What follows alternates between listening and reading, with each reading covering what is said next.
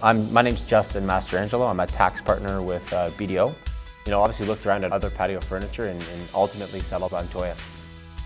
It's an office of over 400 staff members and employees, in this building. And obviously when we were putting together a patio for staff and for bringing the team together, wanted a nice quality product that looks good and feels good and feels like home.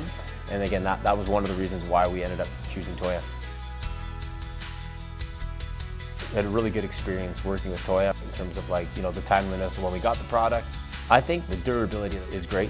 I would say Toja, you get the quality and you also get the ease of putting together and quite frankly a lot of options to choose from.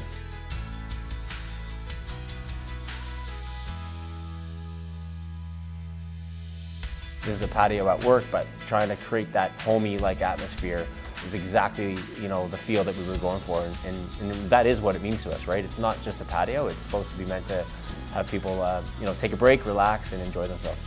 Definitely very happy with the space thus far.